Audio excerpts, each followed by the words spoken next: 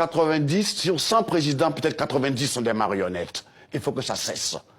Il faut que les présidents qui ont été élus, choisis par le peuple, prennent les devants et qu'ils ne suivent pas le mimétisme coupable et complice des marionnettes qui siègent à l'Union africaine. Nous voulons être un peuple respecté. On n'a pas besoin de charité, de mendicité. L'Afrique a tout pour s'en sortir. Ça fait 60 ans qu'on nous promet qu'on nous aide. On ne veut pas de cette sorte d'aide. On n'est pas des mendiants. Oui. On a le pouvoir humain, on a l'énergie de matières premières. On peut s'en sortir. Qu'est-ce que vous pensez, Alpha, du discours du président français Emmanuel Macron à Ouagadougou qui a reconnu d'abord les crimes de la colonisation et qui a appelé finalement à sortir de cette relation-là? Mais écoutez, d'abord je vais dire à M. Macron qu'on n'a pas attendu lui pour qu'il vienne nous dire ça. On en est conscient. Cette leçon, il la garde pour lui. Vu après comment il s'est comporté avec le président Kaboré, il fallait que son protocole, son chef de protocole, lui dise qu'un jeune comme lui n'a pas le droit de tapoter sur la joue un président, un aîné, qui pourrait être son père. C'est très important.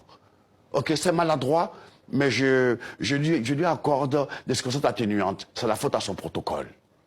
Mais lui qui parle qu'il faut qu'on change, c'est une nouvelle façon de voir. C'est pas la France-Afrique. Il veut rompre finalement avec la France-Afrique. Mais c'est pas en tapotant l'autre sur la joue qu'on rompt.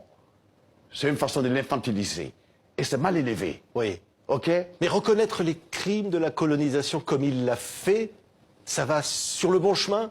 Ce que je voudrais, c'est que les Africains aujourd'hui sont conscients.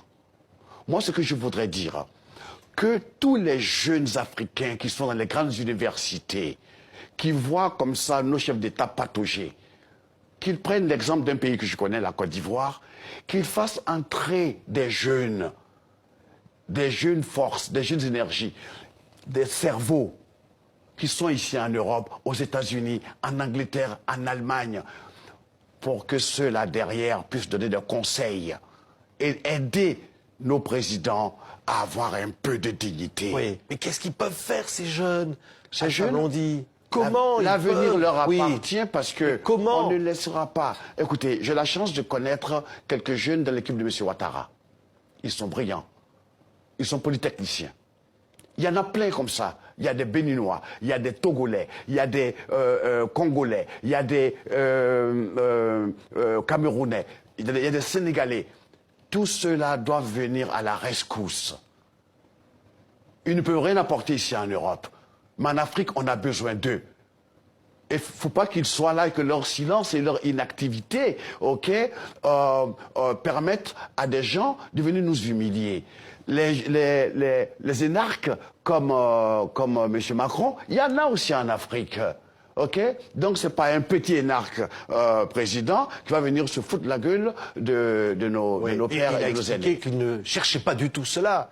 Il a expliqué qu'il ne cherchait pas d'ailleurs à humilier, que c'était voilà, autre chose. Ben, autre chose, justement. Pour nous, chacun interprète comme il veut. On aime bien Macron, on aime bien sa jeunesse, mais cette maladresse, tu comprends, on l'a pris tous personnellement. Et je souhaiterais que, s'il a l'occasion de réparer, qu'il le fasse, ou que son protocole lui enseigne comment en Afrique on respecte les aînés. Maintenant, je voudrais m'adresser surtout à l'Union africaine. L'histoire de la Libye. Kadhafi, qu'on l'aime pas, était un membre de l'Union africaine. Donc, l'Union africaine ne pouvait pas autoriser, admettre que M. Sarkozy et l'OTAN viennent bombarder, démolir la Libye. C'est inacceptable. Il faut, à partir de maintenant, qu'ils sachent tous que s'ils ne font pas une unité véritable, quand je dis d'unité, je parle d'unité militaire, pour que la grande armée africaine, de l'Union africaine, soit cette armée qui va régler les problèmes africano-africains. Et que ce n'est pas la France qui va envoyer des soldats au Mali ou en Centrafrique. Ce sera l'Union africaine. ok, et que aucun pays n'aura le droit de venir enlever, faire assassiner un membre de l'Union africaine. Ok, c'est un crime. Et ceci étant la genèse sacrée de cette vente d'esclaves, ça aussi c'est de la foutaise. C'est parce que le continent africain, ce colosse, n'a pas encore mesuré son muscle. Il est grand temps que nos présidents prennent conscience de leur force. Nous les critiquons, mais nous savons